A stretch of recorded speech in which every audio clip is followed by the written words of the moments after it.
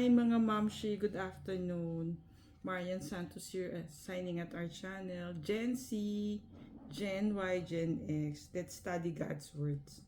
So yung Bible, yung ano natin didake is Find the Lost. That's a story for today by Brother Bogs Borbos. Ang Bible version is from Luke 15 verse 10. There will be rejoicing among the angels of God over one sinner who repents. So, yung story ni Brother Boggs is about,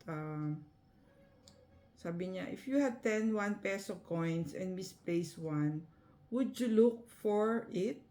If you had 100 chickens and lost one, would you spend time finding it? Sabi ni Brother Boggs, most people whom I asked this question answered no. We'd rather spend our time earning 10 times than what we'd lost. Yan. But sabi ni Brother Boggs, the Father in Heaven is not like that. Kasi dun sa Luke 15, yung the three parables that is being discussed there talks about rejoicing after finding one who is lost. So, fortunately for us, God has that attitude. Kasi kahit na nagkamali tayo, we got lost, we slide back. So, the Lord finds times to look for us. No? Kung hindi, paano na tayo? If we forgive with all our mga mistakes or sins that we have.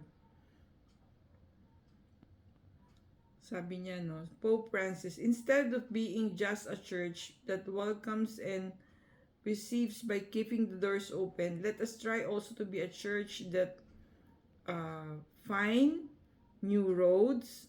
This is able to step outside itself and go to those who do not attend Mass, to those who have quit or are indifferent. So friend, ikaw ba yan? Did you experience that na nawala ka, you fell astray, parang lumayo ka kay God? So let's go out of the church and seek the lost in God's kingdom. So kung dati tayo yung lost, so find time also to save those who are lost. Kasi one time in our life na wala din tayo sa right path, di ba? We sin, we become proud, parang we feel we are greater than God. So baka nandun din tayo sa ganitong situation.